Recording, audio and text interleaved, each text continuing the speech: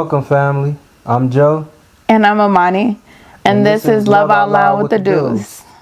Okay. So, as always, we want to start with a prayer. Dear Lord, thank you for what you've done and what you're about to do. I pray that the words that we speak not only lands on their ears and on their mind, but it falls in their spirit. And in my name of Jesus, we give thanks and say amen. Amen.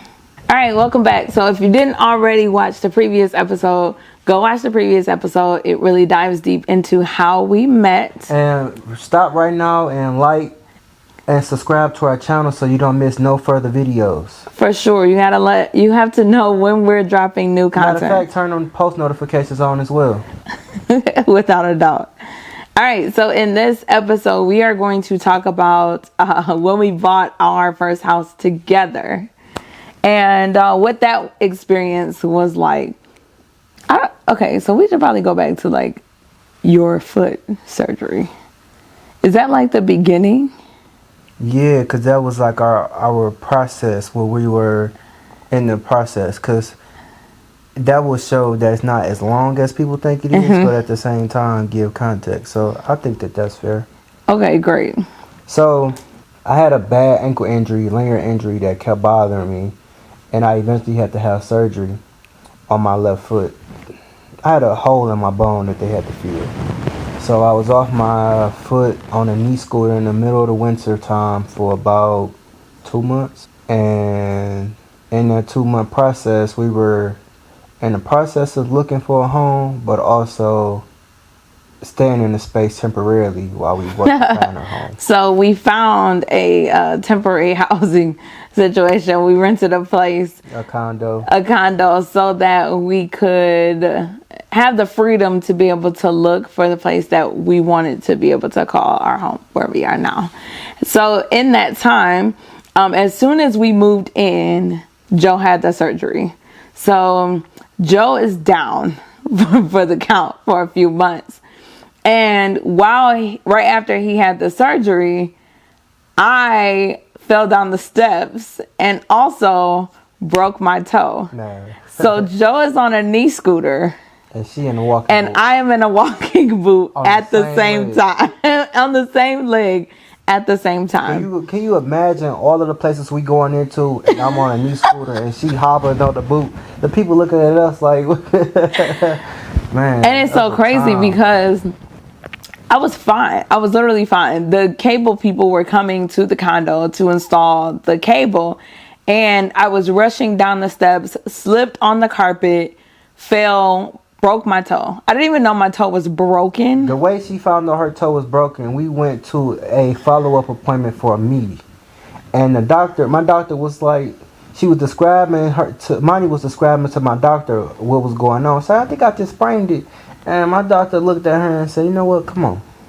Took her into the x-ray room, not even her appointment, not even her patient. Took her into the x-ray room and was like, put your foot up there. Her pinky toe was dangling. Literally dangling. It was like on. The amount, to put it in perspective, the amount that was hanging on was probably like thinner than a headphone cord. For sure. She was just operating like that. For sure. So that really put like a hindrance in us moving because one, Joe's down. So I was expecting to be able to go out, look at these places on my own. And now I'm in a walking boot as well. So it's like mind boggling how we were going to accomplish this. So we got pre-approved and we started looking at places. And how we were doing this was we would both come out together and look at these different places. And I would go in with the boot and walk around. And if I liked it enough, then Joe would come in and take a look at it as well. Because it was a process. Like, if you know anybody who's needed a walking boot, it is a process to get them in and out of the car, onto the scooter. Don't let the place have steps or anything like that. Oh, and it's the middle of the winter as well while we're trying to do this. So, and for context too, I don't know if y'all know, like, I'm a realtor. She's a broker. At the time, I wasn't a realtor. So the eye that I have now, I could have picked the house through FaceTime. But I had to actually go in and see the house to be able to see if I liked it. And there were a lot of houses that I stayed in the car because she walked in, said and left. So, and we were down to the wire too. Like our lease. Yeah, we got a short-term lease. Yeah, we got like a short-term lease because we thought like, oh, okay, we don't need a lot of time to be able to find a place. But then all of these things happen where we still needed time. What we do as far as making decisions and setting goals, we don't give ourselves a long period of time to execute the goal. The quicker you give yourself a time limit to execute, the faster you will get it done. For sure. So in there, we like 4 months tops should be. It's the winter time. I'm down, so it should be around that time. Be springtime. We be able to find a property to live in, a home. Now it is. We're going out. We're taking a look at different places, and we are just not finding anything we like. There is either a condo with a ridiculously high HOA, but the square footage is small, or we have new construction, which the new updates are not really our style. So those really didn't work either. And then we had single family homes, and the neighborhood options were just not preferable either. So we were like really in between a rock and a hard place. Our countdown was going, our timeline was going, and we were handicapped and we still had to find. I had to hop upstairs. Like, it's wintertime, so my one shoe that is on the ground is wet because of the snow. Then I don't want to track it into these people's homes that we're going into, so I am hopping on one leg and my sock on carpet after having surgery on my ankle. And but needs to say, it all worked out. I have 2 feet. I'm walking again. We're not about to fast forward that fast. Okay. So we go find this condo. I loved this condo. It was everything. I mean, okay. It was super outdated, like original everything. But the layout, the square footage, it had a finished basement, the neighborhood, everything was phenomenal. Had a kitchen in the basement as well. Like, it was really like the perfect house. Yes. It had, like how how we be wanting like a man cave in the basement. This one it was split. So split vertically when you walk down there. Like this whole side of the basement was nothing but tile floor. This side of the basement was a kitchen, and then it carpeted with like for a theater set that you could put there. Perfect. And plenty of storage. So I'm like, okay, well, they say we only get the garage in the basement.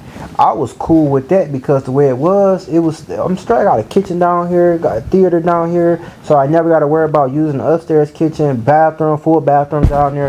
It was great.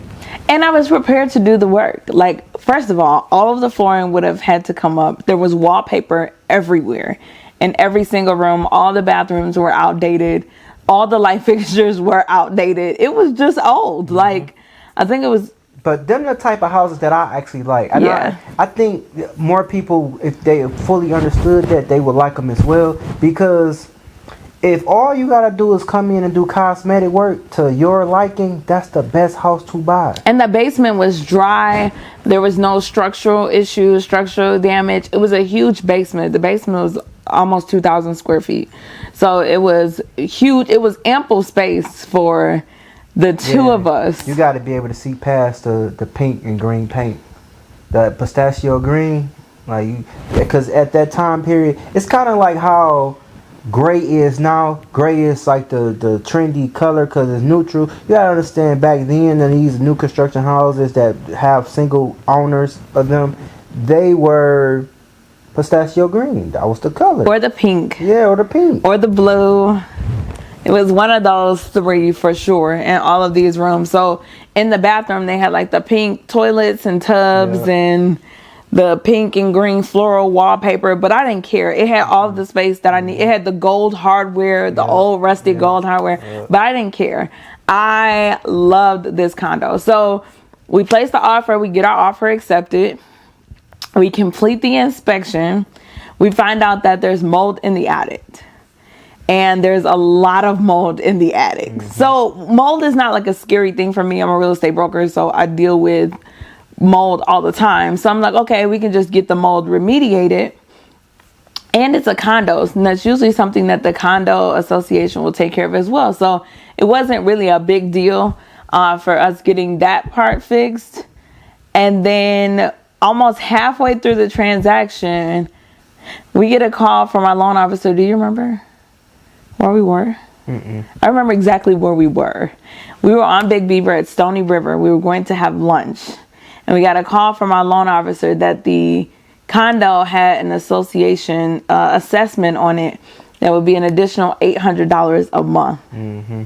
On top of, like, that's not even including anything. And the $800 would be like for 5 years. Yeah, it was some outrageous amount of time that didn't make sense. It was like you're gonna pay $800, so it really was going to be about $1,300 a month just an association fee, not even including the mortgage. So it was like, no way. And then they didn't have any reserves. They didn't have any money. It was just like, and the association didn't really have an amenities, like no pool, no clubhouse, things like that. No. So that was like a huge like dagger yeah, sure.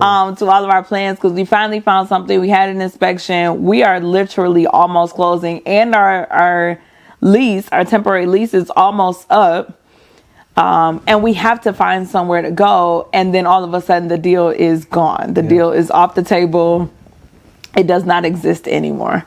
So we were back at square one. And I remember we thought about it for like a couple days, because in my head, I'm always going to try to make it work. And Joe is like, there's no way I'm paying an extra $800 a month for an assessment. And I'm like, well, like, we can do this and we can do this. And he was like, no, like, that's crazy. This is an astronomical number. And he sat and did on top of the renovations that had to be done. And we really had to do majority of the renovations before we could even move in. Like, the flooring had to go. It was filthy. So majority of the renovations had to be done immediately, and then $800 additional a month for like 4 or 5 years. Mm-hmm. So for like 2 or 3 days, I'm really trying to convince Joe that this is a good idea. Like, we just have to work past this little part that's holding us up. Because then also too, they was like, well, you can't just pay the association outright. They was like, it didn't make sense to me.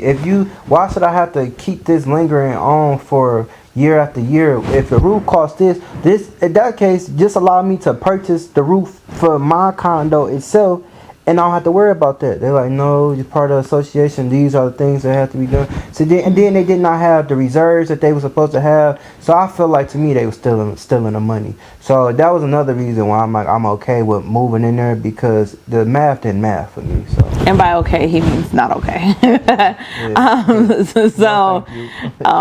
We mutual released from that condo, and now it's like really down to the wire. We have like a handful plus days left to be able to find something, or we need to extend our lease. So at this point, I'm still looking. I'm up every single night looking, because I'm like, we have to find somewhere to go. And we came across where we purchased now, which is our condo now. And when I first saw it, I was like, oh, this is like really cute. Like, there's plenty of space. It's convenient. I like the city that it's in. Like, this may work. And I remember it was snowing the day that we came to see it, and I came to see it like the day that it went on market, and it's snowing outside. So I'm coming up with my boot, right? So I'm walking down with my boot. I come to the front door, unlock the front door, and I come into the condo, and I love it. Like, I'm walking around and I love it. Everything about it is... She FaceTime me like, you gotta see this. So I'm looking through. And mind you, it's like late as heck. Like, it's like 8, 9 o'clock. It's pitch black outside because it's winter time. So it's like 8, 9 o'clock at night. And I'm like, you have to get out the car and see this. So Joe has to get out on the snow and ice in his scooter and boot and come into the condo. And as soon as he made it like to the kitchen, he was like, I like this too. Deep in my heart, this is a second place option. I love it. I love it, but it was second place to my baby boo. But I do feel like this is where we were supposed to be. This fits our lifestyle the best. This is more us. In that place, we would have had to make it more us.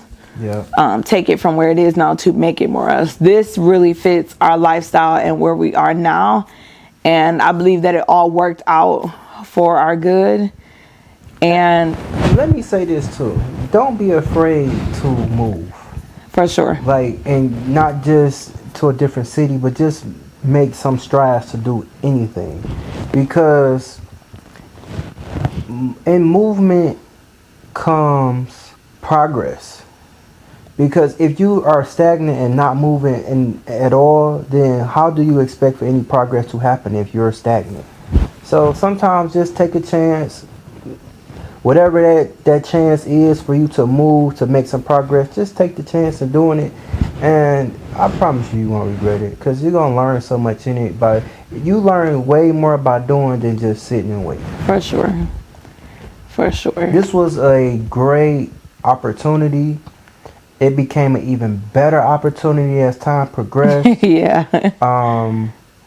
It brought peace, because I don't care where you move to, if you don't have peace in your home, then your life, I'm gonna pray for you, because having peace in your home is so underrated. For sure. It's so underrated. You get to think, you get to really just relax, and to be able to put plans together to be able to conquer the world at home. Yeah.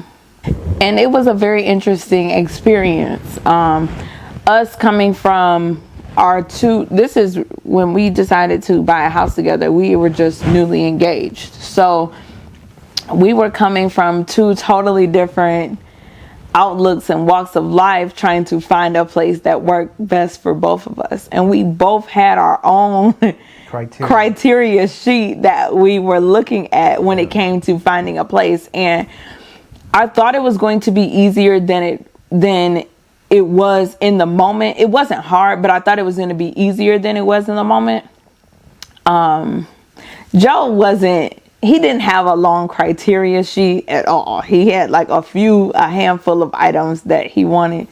It was more hard for me to find exactly what I needed. Of course. Because I'm like, if I'm going to buy a place, right? And it's not just me buying a place by myself, but it's buying a place where I'm going to share with my soon-to-be husband at that time. I wanted to make sure not only did I have a space, but he had a space, and we liked the location, and the neighborhood was great. And I wanted to look like long-term as well. Like, what if we have to be here for 10 years or 15 years? Would that be a suitable place for us? Or if we needed to move quicker, what would the equity and the value look like in the property as well? So I'm up every night running numbers to put these together. Before he even sees any of the properties, I've already created a whole spreadsheet as to if this property will work for us.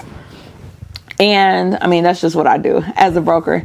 And I really feel like this was, it wasn't our hardest argument was letting go of that previous condo. That was like our hardest argument, because I really wanted to figure out a way to keep it, and Joe was not going for it at all. And even here, I got more than the garage and the basement, so I have the entire home, which feels great. I don't know about just the garage and the basement, but for me, my personal experience, I have more. I have the entire home, and I'm grateful to be able to share it with you. I'm grateful to be able to share it with you too. It taught us a lot. It taught us how to compromise. It taught us how to put our feelings to the side and figure out what we can do to make it work as a team. I could not just put all of my needs in the forefront. I had to also make sure that Joe's needs were being met as well. And it really made us communicate heavily, because every time I would show you a property, you'd be like, oh yeah, I really like it. I mean, you'd be like, oh, it's cool, because that's Joe. Oh, it's cool. And I'll be like, no, like, what do you think about it? And you're like, well, it's cool. And I'm like, you have to live here. Not only do you have to live here, you got to pay these bills. So I need you to actually like this place. And it wasn't but less than a handful of places that he actually gave me a full response. In my defense, I was always taught, whatever the wife says goes, and happy wife, happy life. So I'm like, it's cool, like, if it's cool for me, as long as you happy. But then I realized, she's like, no, I really want your input and your opinion on it. So I'm like, okay, well, no, I don't like it for real. I don't like this, I don't like this, I don't like this. But it's cool enough for me to just deal with it. But if you do not want me to just deal with it, I don't like none of it. So then it gave me perspective. Okay, well, this is what I like. So I'm like, okay, instead of me just saying it's cool or I'm dealing with it, I like this, I need this, I want this, I would like to have this, and now I'm able to get her more information and in depth on what to go look for. So it forced me to use more adjectives and to describe what I actually like and enjoy, which was fine by me if somebody wanted to listen. So now it's like, when I understood that my partner really cared on what I actually wanted, and was really listening to me, I gave her the answers that she wanted. So I was able to really share my thought process. And I really believe that's what really allow us to really love each other like the way we do, is because we listen to each other, we take each other's critiques and advice the same way, with love and grace and gratitude for them. Because if your partner can't give you a word of encouragement or a critique and you not say okay and realize that this is coming from a place of love, then who can? For sure. So that gave me perspective, and from there it really taught us how to communicate along with some other things. And I'm grateful for the whole experience. Me too. So now we've been here 2 years, and we're already planning our next steps for what we are going to do after this as well. But if you haven't already, matter of fact, comment if you have purchased a property with your significant other, whether dating or married, what that experience was like for you. Because I see how it can go sideways. I'm in real estate, so I watch it all the time where people think they're on the same page and they're actually not. So I would love to hear what your experience was like purchasing a property, or even leasing a property with someone that you love. And side note, this is my personal opinion. Don't buy a house with your girlfriend. Or boyfriend. Don't do it. Don't do it. Don't do it. Don't do it. Don't do it. But if you are going to do it, make sure there is one person's name on the lease or the loan itself. Because if it's one person's name on there, that one person is solely responsible. So make sure you are the person that's responsible for your space. I don't really advocate for people to be married. To live with each other if they're not married, because from what we see in real estate, it really goes left a lot. And then you have to figure out how you're going to separate all these different things. But if you are looking to purchase a house, if you are looking to purchase a house, use one person's income, use one person's credentials, criteria, use one person's everything. Use the person with the best credit and less debt, and to purchase the house. Let the other person be able to help with the bills, and however you guys deal with y'all finances in your house is your own personal preference. But for people that's living 50-50 or however, if it's a split any type of way, use the person's income use the person with the best income, highest credit, and lowest debt. Yeah. Allow the spouse to be able to pitch in. They also, if you decide that you want them to go on the deed of the property as well, they can do that without being on the loan. For sure. So that way that you can qualify for more than what you probably would if they had less amount of credit, because now two become one. And then it also gives you guys more opportunity to leverage the other person's credentials as well, because now they can go out and be a first-time home buyer somewhere else. So that is my little tidbit for this section of buying a home. It's just a realtor in me. I'm sorry. No, for sure. And if in the event that someone loses their job, it's a lot easier to be able to sustain if you only took out that mortgage or obtained that mortgage on one person's income. Yep. If you both go on that mortgage and loan, let's say you're approved for $450,000 and one person loses their job, it is going to be rather difficult to be able to still sustain that loan if you both are qualified together. However, if only one person is qualified and the other person loses their job, now it was only based off of this person's income and you'll be able to sustain a lot longer. Yep. So just some different things to think about when you're going to purchase a property. And there are a lot of perks to being a first-time home buyer. There are a lot of perks of being a first-time home buyer. Yeah, you can take advantage of some grants, concessions, different things like that. We were able to take advantage of a lot of that stuff coming in, moving in as well. So that helps cut down on your down payment and closing costs. But that is what that experience was like for us. You have any final thoughts? Well, nope. Just be mindful. And as always, until next time, protect your ears, because faith comes by hearing, For sure. so does everything else. For sure. And if you haven't already, like, comment, and subscribe. So, turn on your post notifications so you know when we will be back. And it was great hanging out with you good people. And it's peace out from the Dews.